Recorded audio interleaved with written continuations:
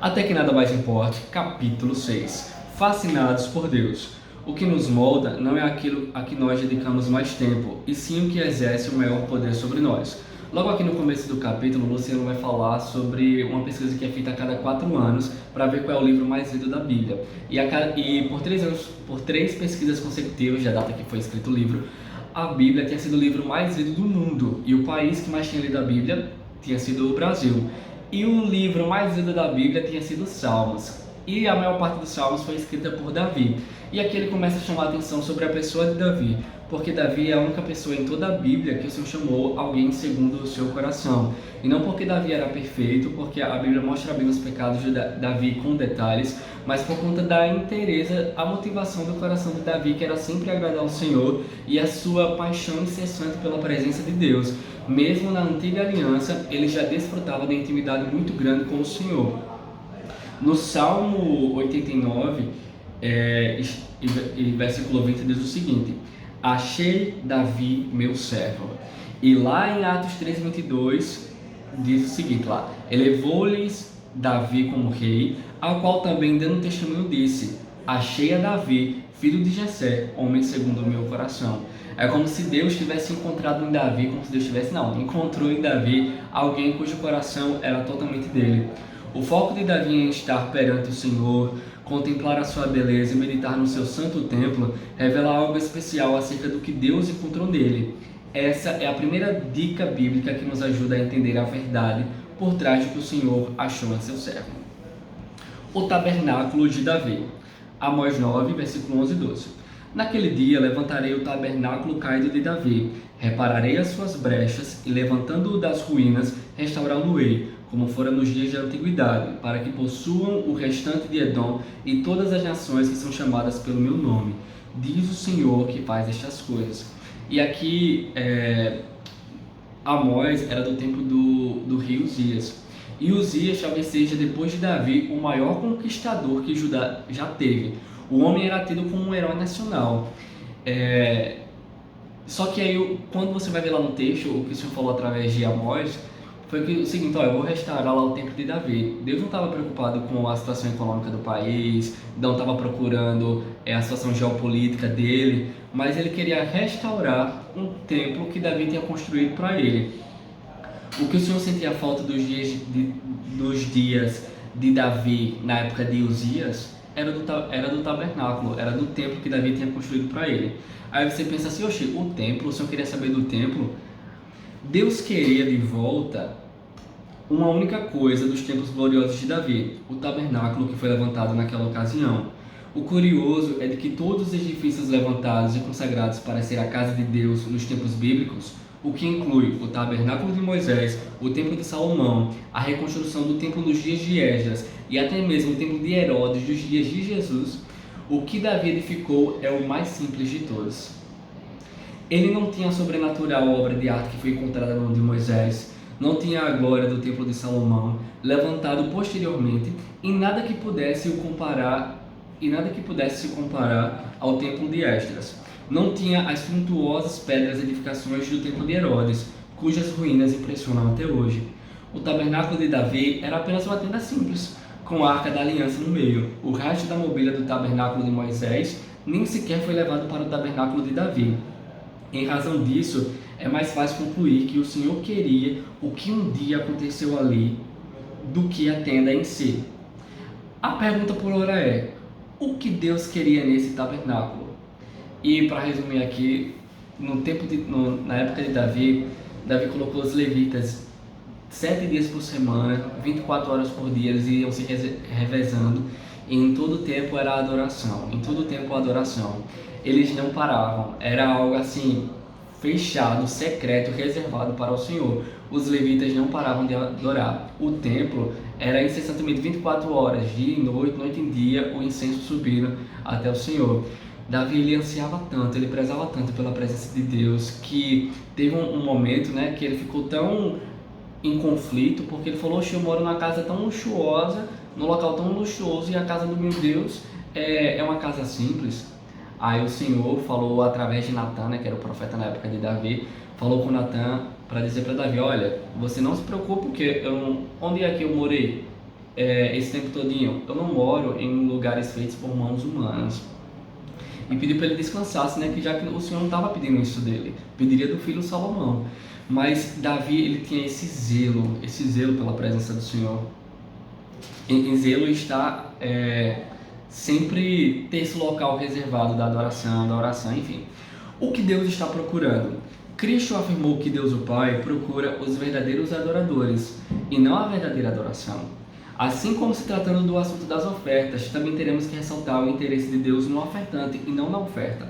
Porque quando a gente pensa lá em Ananias e Safira, não foi por conta da oferta que eles deram, porque a oferta foi muito boa, mas foi o coração deles que foi rejeitado. Se a gente for olhar ali a questão de Caim e Abel, não foi porque era Caim, mas era o propósito, a interesse, a motivação que Caim tinha colocado na oferta dele. Em Gênesis 4:3 diz que aconteceu que no fim dos tempos trouxe Caim do fruto da terra uma oferta ao Senhor. Abel, por sua vez, trouxe das primícias do seu rebanho e da gordura deste. Enquanto Caim tinha pego a sua oferta do fim da temporada, do final, a palavra fala que Abel pegou das primícias, ou seja, era algo que ele tem reservado para o primeiro. Não, esse aqui é para o Senhor. E não é tanto o que é dado, mas como é dado. Muito massa, viu? Quando o Senhor revela esperar que o amemos com tudo que há em nós, de todo o nosso coração, de toda a nossa alma, de todo o nosso entendimento e com todas as nossas forças, está apontando para o fato de que Ele quer ser o mais importante em nossa vida.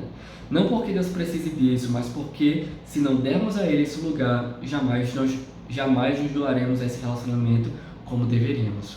Agora ele vai fazer um recap, um resumo do começo do livro até agora.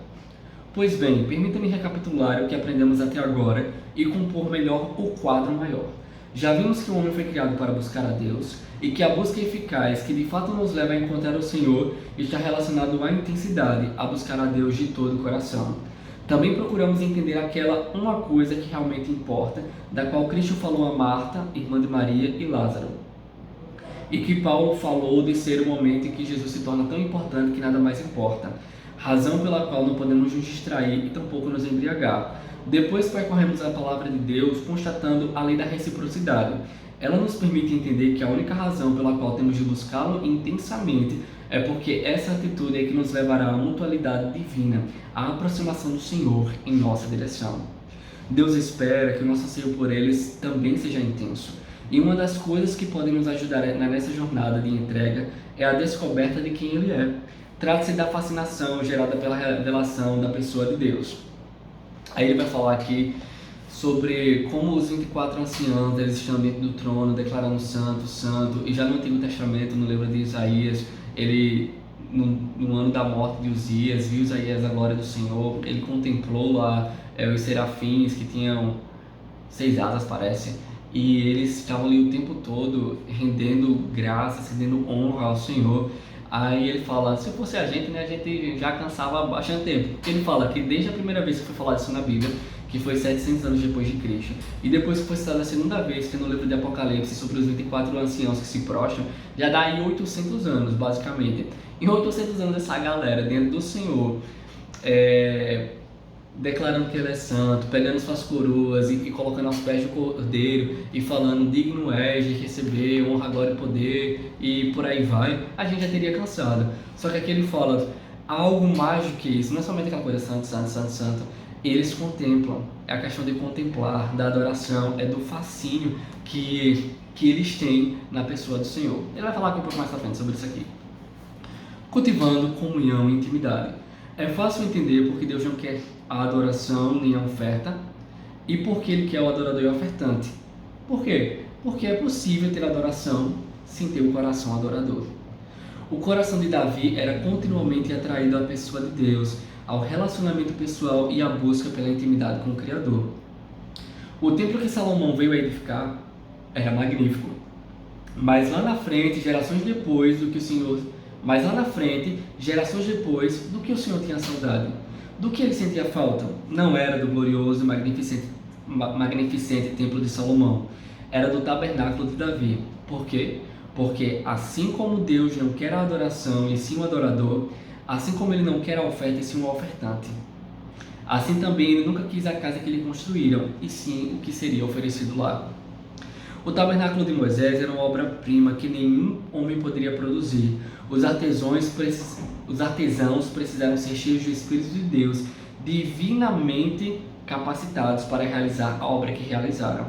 O templo de Salomão era de uma extravagância impressionante, se atentarmos à quantidade de ouro e metais utilizados. Mas em nenhuma dessas outras casas houve adoração contínua. Eu acho isso maravilhoso. A nossa responsabilidade.